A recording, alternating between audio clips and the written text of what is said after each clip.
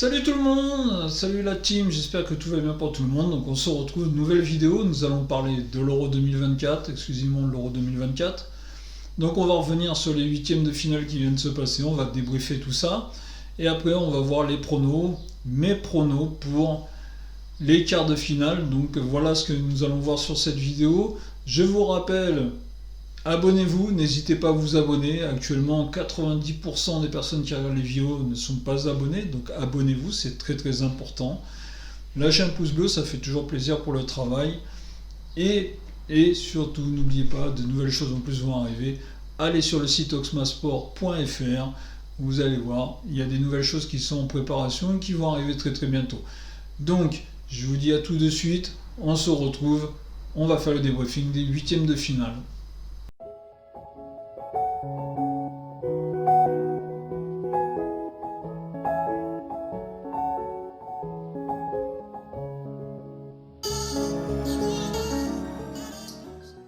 Allez, on commence. Premier match. Premier match des huitièmes de finale, c'était les Suisses contre les Italiens. Les deux voisins Suisse-Italiens se retrouvent. Alors les Suisses, pour moi, font partie des bonnes surprises de cet Euro, des phases de groupe de l'Euro. On l'a vu contre l'Allemagne sur le dernier match, ils méritaient de gagner. Ils méritaient de gagner, les Allemands reviennent et égalisent en fin de match, mais pour moi, les Suisses méritaient de gagner ce match. Et on retrouvait des Italiens. Ouais, c'était pas terrible. Mais les Italiens, c'est pas nouveau, hein. C'est depuis. Allez, je vais être méchant, je vais dire depuis la Coupe du Monde 2006, au moins, c'est plus ce que c'était le football italien. Là, le football italien est dans un creux, ils sont là. Ah, ils finissent second derrière l'Espagne. Allez, on a vu quand même tout le match contre l'Espagne. Bon, l'Espagne, il avait largement dominé. Les Italiens, c'était pas le top. Les Suisses, c'était pas mal. Score final 2-0 pour les Suisses. Les Suisses, franchement, pour avoir vu le match, n'avaient pas volé du tout leur match. Ils ont fait un très très bon match. Les Suisses étaient amplement mérités. Les Italiens, je pense qu'ils sont dans un creux de vague actuellement de talent. Il y a des bons joueurs, mais pas tant que ça. Il y a des bons, il y a des très très bons éléments, mais pas tant que ça. Et on l'a vu pendant les phases de groupe. Heureusement que Donnarumma fait des bons matchs en phase de groupe, ce qui a permis quand même une avalanche de buts moindre de ce qu'on a vu. Donc premier qualifié, surtout ce qu'il faut retenir, c'est surtout la Suisse. Le deuxième match, le pays hôte, l'Allemagne, jouait contre le Danemark. Alors, gros événement du match, c'est la météo. La météo qui a valu l'interruption de cette rencontre à peu près vers la 35e minute de jeu, je crois bien. Un gros orage, une pluie déluvienne, donc le match avait été arrêté. Le match reprend entre les Allemands et les Danois. Les Allemands s'imposent 2-0, on va dire au petit trot. Les Allemands ont fait un gros premier match contre l'Écosse où ils gagnent 5-1, où on dit oulala, les Allemands sont très forts. Mais à ce moment-là, on s'est aussi souvenu que les Écossais avaient quand même bien laissé jouer les Allemands et surtout Tony Kroos. Donc là, on voit les Allemands s'imposent 2-0 dans un match au petit trot quand même. Les Danois ont fait un bon petit match, mais sans plus, sans effet. Donc l'Allemagne s'impose 2-0, ce qui va nous faire notre premier quart de finale, on le verra par la suite. Suisse-Allemagne. Le lendemain, le premier match, on est là sur l'Angleterre. L'Angleterre qui joue contre la Slovaquie. Les Slovaques, ils peuvent s'en vouloir, ils mènent jusqu'à la 94e minute. Souvenez-vous de ce match. 1-0 pour les Slovaques, c'est pas démérité en plus. C'était pas démérité. Les Anglais, franchement, pour moi, c'est une grosse déception. En phase de groupe, déjà, c'était pas terrible. Là, sur ce match-là, c'est pareil. Et on a une action de fin de match avec un beau geste acrobatique de Jude Bellingham quand même à la 95e qui égalise. Alors c'est pas un but par chance, il est beau son but à Jude Bellingham, franchement il est très très beau. Beau geste acrobatique, un partout et dans les prolongations, dans la première prolongation d'ailleurs, Harry Kane qui marque le deuxième but. Victoire des Anglais 2-1, ils s'en sortent bien les Anglais, ils sont passés vraiment par la toute petite porte, mais les Anglais s'imposent 2-1, ils sont qualifiés. On arrive au quatrième match, et là le quatrième match, on a vu un bon match de football avec la Géorgie. La Géorgie, pour moi, c'est vraiment la révélation de cet Euro. La Géorgie, contre l'Espagne, on ne donnait pas cher des Géorgiens. Alors quand on regarde le score, résultat final 4-1, oui, on ne donne pas cher des Géorgiens, je suis entièrement d'accord. Mais ceux qui ont regardé le match, peuvent le dire. Jusqu'à la 60e minute, ils ont fait jeu égal à peu près les Géorgiens aux Espagnols. Ils se sont créés des situations. C'est eux qui menaient 1-0, ne l'oublions pas. Et c'est un beau but en plus. Les Géorgiens, ils ont joué avec le cœur, avec beaucoup de combativité. Les Espagnols, on ne va pas dire qu'ils ont laissé passer le rush, car les Espagnols ont joué. Mais à un moment donné, il y a eu beaucoup de débauche d'énergie côté géorgien. Et c'est pas nouveau. On l'a vu contre la Turquie, on l'a vu contre le Portugal aussi. Donc à un moment donné, physiquement, ça finissait pas un peu lâché. Allez, 60, 65e, ils ont commencé un peu à baisser le pied, les Espagnols. Ils en avaient encore sous le pied, ils ont pu mettre ce petit coup d'accélérateur qui a permis de conforter la victoire des Espagnols. Mais la Géorgie, pour moi, est la bonne surprise de cet Euro pour l'instant, avec les Suisses. Et on verra après avec une autre nation. Mais bravo aux Géorgiens pour leur parcours, mais aussi bravo aux Espagnols, car les Espagnols sont la seule sélection avec 4 victoires depuis le début. Donc on verra après quand je donnerai mes pronos, mais voilà, on va retenir sur ce match victoire des Espagnols 4-1, donc qualification tout à fait méritée, les Espagnols qui ont gagné leurs 4 matchs, mais aussi un grand bravo à la Géorgie qui a joué le jeu contre le Portugal, même si ce n'était que des remplaçants, et là contre les Espagnols, ils ont aussi joué le jeu, et ils ont repoussé les Espagnols un peu dans leur retranchement jusqu'à la 60-65e minute. Là, on a vu un beau match de football avec des belles débranches d'énergie, et on arrive à la purge. Mais c'est la France, c'est l'équipe de France. L'équipe de France arrive, et le football n'est plus là. L'équipe de France et son sélectionneur Didier Deschamps. Et moi, depuis qu'il est à la tête de l'équipe de France, de toute façon, Didier Deschamps, mais c'était comme ça avec Monaco, c'était comme ça avec Marseille. Et j'ai pas vu les matchs avec la Juventus de Turin quand il était l'entraîneur, mais je pense que c'était la même. C'est un entraîneur où ça ne joue pas au ballon. Ça ne joue pas au ballon. Regardez l'équipe de France de 7 euros. 3 matchs, 3 daubes. Allez, on espère France-Belgique, on va voir un beau match. C'est la purge. La purge de l'Euro est arrivée. Le pire match de l'Euro était devant nos yeux. Honnêtement, j'ai regardé le match à la 40e, j'ai lâché l'affaire. Dans cette première mi-temps, j'ai lâché l'affaire à la 40e. Tellement c'était nul. Ah, l'équipe de France, c'est vrai, quand les adversaires arrivent, ils ont peur. On a vu la Belgique, ils ont eu peur des Français. Allez, qu'est-ce que c'est l'équipe de France aujourd'hui ? Ah, c'est un méga gardien. Mike Maignan, c'est un méga gardien. Il n'y a pas de souci. Très très fort. Je pense qu'il finira même meilleur gardien de l'Euro si ça continue comme ça. En défense centrale, on a William Saliba. 3 matchs extraordinaires. Contre la Belgique, extraordinaire aussi. William Saliba, pareil, qui est une révélation pour cet Euro. On le connaît, nous, Français. En Angleterre, ils le connaissent aussi. Je ne sais pas si au niveau international, ils le connaissaient à ce niveau-là, mais il fait un Euro impeccable. Et après, en France, on a N'Golo Kanté dans le milieu de terrain. La première phase de groupe, N'Golo Kanté a été très très fort. Premier, deuxième match. Après, troisième match, c'était un peu moindre. Mais les 2 premiers matchs, il a été très très fort. Et après, même si depuis le début de l'Euro, je le trouve pas bon, mais c'est la continuité de sa fin de saison, c'est Kylian Mbappé, mais il fait peur aux adversaires, Kylian Mbappé. Tout le monde sait que on lui laisse un petit espace, ça peut se concrétiser en but. Donc voilà, c'est l'équipe de France. L'équipe de France aujourd'hui, c'est ça. Mais ça met à mal Griezmann. Griezmann ne fait pas un bon Euro. Olivier Giroud, on ne le voit plus. Il est porté mais parce qu'on n'est plus du tout dans l'optique qu'on était à un certain moment. Et on se retrouve face à la Belgique, et la Belgique c'est une fraude aussi. Aujourd'hui la Belgique c'est une fraude aussi, à l'époque quand il y avait Eden Hazard, quand il y avait encore Kevin De Bruyne. Et franchement contre la France il a joué 6. Le sélectionneur belge ne jouait pas pour gagner, il jouait pour en prendre 15. Il ne jouait pas pour gagner. De Bruyne 6, ça faisait pleurer. Et puis on a la fraude énorme, l'énorme fraude pour moi, Lukaku. Lukaku, qu'est-ce qu'il a fait à l'Euro ? Rien. Il a rien fait. Ah si, on dit il a marqué 3 buts hors jeu. Mais alors, il marcher sur le ballon, faire des passes à l'envers, et être à l'envers. Voilà, si on peut dire Lukaku sur cet Euro, c'est être à l'envers. Donc la Belgique était une fraude. La France a été mauvais. Mais pour être mauvais, il faut être 2. Pour que le match soit nul, il faut être 2. Il y avait la France qui était mauvais et il y avait la Belgique qui était pire. Donc, la France, c'est le moins mauvais des 2 qui a gagné. C'est ce qu'on va dire. Après, on va revenir toujours sur la France. La France, c'est la seule nation, mais c'est Deschamps. Ça peut être imaginé par Deschamps, ça. Ça peut être que le ressorti de Deschamps. C'est la seule nation pour l'instant qui n'a pas marqué dans le jeu quand même. 2 buts contre son camp, l'Autriche et la Belgique, et un pénalty contre la Pologne. Et un triste 0-0 contre les Pays-Bas. Voilà la France où on en est aujourd'hui avec les Français.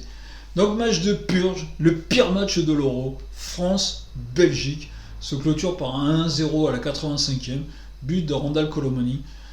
But, on l'a vu, s'il n'y a pas le contre, il y a 6 mètres, mais bon, il y a le contre, il y a but. Voilà, je suis français, je suis content, on a gagné, c'est très bien. On pensait qu'on avait fait la purge, mais non, la purge pire. Arrive le Portugal qui joue contre la Slovénie. Portugal-Slovénie, 0-0. Allez, il y a le penalty dans les prolongations de Cristiano Ronaldo, mais il n'a pas loupé son penalty, même s'il ne l'a pas bien tiré. Mais Oblak fait un bel arrêt sur son penalty. Des fois, il faut rendre justice au gardien. Hein. On dit Ronaldo a loupé le penalty. Non, Oblak a stoppé le penalty. Moi, c'est ça. C'est Oblak qui a stoppé le penalty. Bon, après, ils arrivent au penalty. Diego Costa, allez, il en sort 3. Voilà, bien, bravo Diego Costa. Les Portugais ont marqué dans le même temps. Donc, victoire 3-0 des Portugais au penalty. Qu'à dire sur ce match? Pas grand-chose. Et on ne va pas dire grand-chose. On se dit juste, et ça fait peur, on va avoir un France-Portugal en quart de finale de l'Euro. On se souvient de la finale de l'Euro 2016 au Parc des Princes qui avait été une purge au même niveau. Et ben là, j'espère qu'on va peut-être avoir quelque chose de mieux dans ce quart de finale. Mais le lendemain, on a été réconcilié avec le foot et on commence avec Roumanie-Pays-Bas. Alors perso, j'avais pronostiqué, moi je pensais que la Roumanie était une surprise quand même, mais les Pays-Bas ont relevé la tête. Les Pays-Bas n'ont pas été bons, hein. Ils ont fini 3e de la phase de poule, 3e derrière l'Autriche et la France, ils n'ont pas été terribles. On dit que la France n'a pas été bonne, mais qu'on finit 3e derrière la France et qu'on n'a pas été bon non plus. Hein. Mais ils s'imposent 3-0. Bravo aux Pays-Bas, dommage pour la Roumanie, je pense que la Roumanie ils auraient peut-être pu faire mieux, mais bon. Les Pays-Bas quand même, grâce à des individualités, et Gakpo quand même est une belle individualité qui aide bien. Je ne vais pas être méchant dans l'équipe d'Hollande, mais je vais rejoindre un peu ce que dit un chroniqueur des RMC Sport, Daniel Riolo, quand il dit que Xavi Simons c'est une fraude. Oui, sur 7 euros, c'est une fraude. Franchement, il n'a rien fait d'extraordinaire, Xavi Simons, depuis le début de l'Euro. Bon, il a été bon en Hollande, il a été bon en Allemagne avec Leipzig, mais je pense pas que ce soit le phénomène, le génie qu'on nous dit. Mais enfin bon, petite parenthèse finie. Bravo les Pays-Bas qui s'imposent donc 3-0 contre la Roumanie. Et le dernier match de ces 8e de finale, qui nous réconcilie aussi avec le foot, même si je l'ai perdu, c'est l'Autriche qui joue contre la Turquie. L'Autriche qui finit premier de son groupe devant la France et les Pays-Bas. On donnait pas cher de l'Autriche. Hein. En France, je m'en souviens que France-Autriche, ça devait être une broutille. Bah, l'Autriche finit premier, l'Autriche, bonne petite équipe, et Turquie qui est pour moi la 3e révélation, et même 4e avec l'Autriche, parce que j'ai un peu tendance à l'avoir oublié ça. Les Turcs s'imposent dans ce match 2-1, mais qu'est-ce qu'on va retenir de ce match? Qu'est-ce que je vais retenir? 95e minute, cet arrêt du gardien turc. Cet arrêt, c'est comme le penalty de Ronaldo, c'est pas l'attaquant autrichien qui loupe sa tête, non, c'est vraiment le gardien qui fait un arrêt extraordinaire. C'est l'arrêt de l'Euro. Et le VEL là, il est très très haut. Pour retrouver un meilleur arrêt sur les derniers matchs qui restent, il va falloir le mettre très très très haut. Parce que là, le curseur, il a été monté. Hein, je ne sais pas si vous l'avez vu cette action, mais franchement, quand on voit l'action en direct, en vrai à la télé, hein, pour moi, il y a but. Hein. L'attaquant autrichien, le joueur autrichien fait le bon geste, le bon coup de tête. Il pleut, le sol est mouillé. Coup de tête, rebond, et le gardien il fait un arrêt réflexe extraordinaire. Bravo au gardien turc. Il a, même si les joueurs dans le temps réglementaire menaient 2-1, il y avait 2-1 pour les Turcs, mais il a sauvé la qualification des Turcs. Bravo au gardien turc, bravo à toute la sélection turque d'ailleurs, qui se sont imposés 2-1, mais les Autrichiens ont commencé à jouer en seconde mi-temps. La première mi-temps, les Autrichiens n'ont pas été au niveau qu'ils auraient dû être pour un 8e de finale. Belle victoire des Turcs, qualification des Turcs pour les quarts de finale. Allez, on se retrouve pour mes pronos des quarts de finale. Allez, on commence nos pronos pour les quarts de finale. Premier match Premier match, Espagne-Allemagne.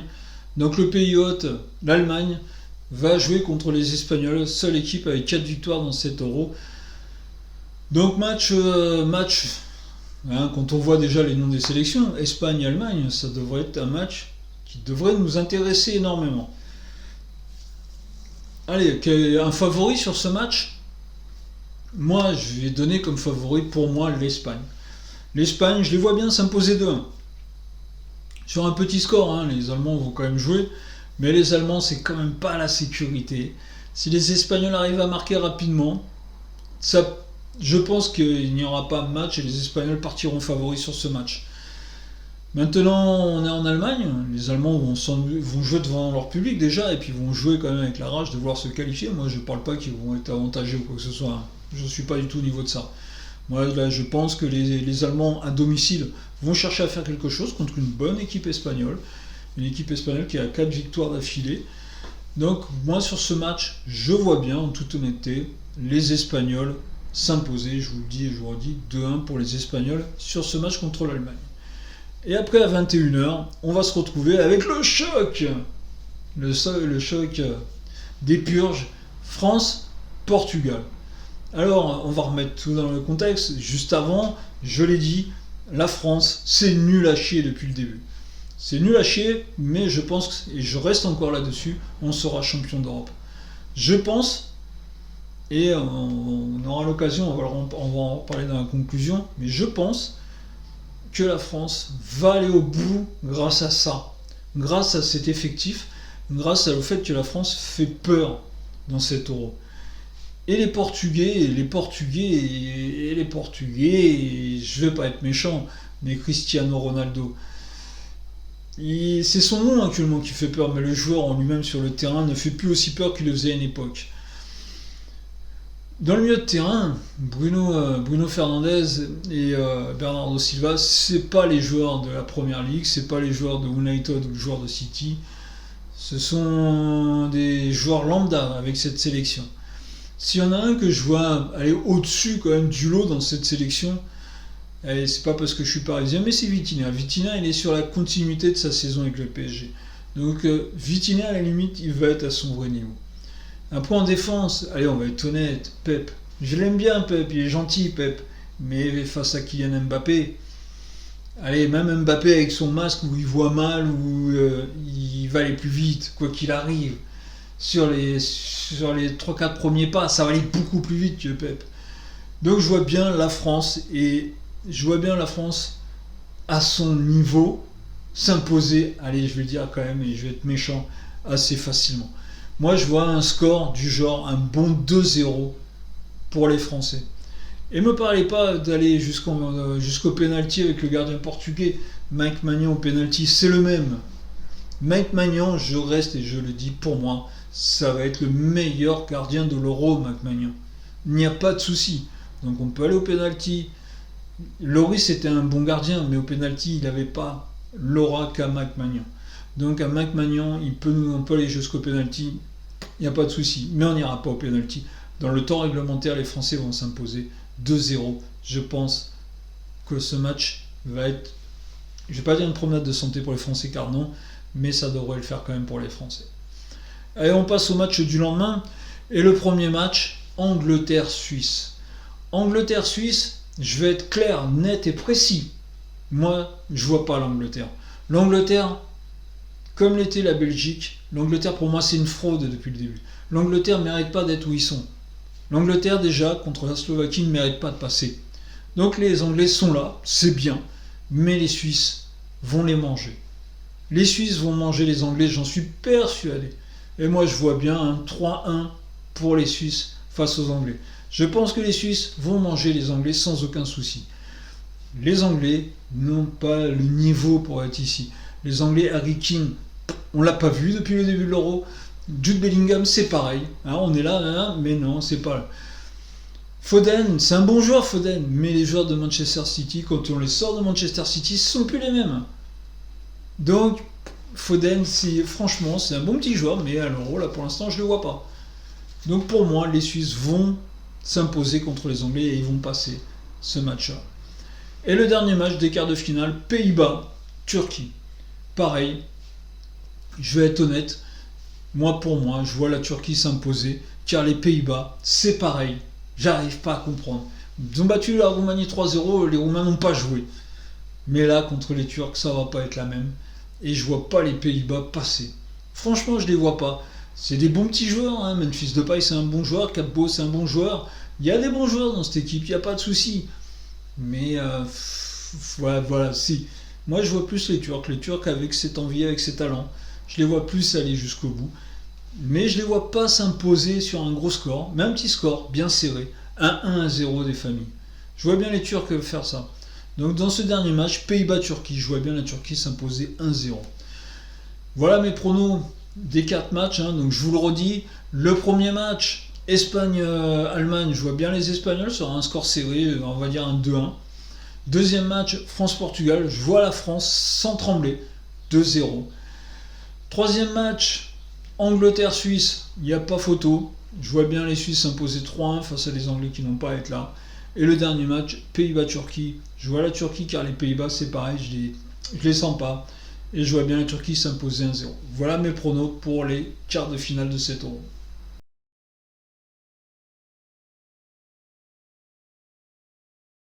Allez, on conclut cette vidéo. Donc on va pas revenir sur les huitièmes de finale. Les huitièmes de finale, donc j'ai fait le débriefing des huitièmes de finale. Qu'est-ce qu'on peut dire sur cet Euro pour l'instant?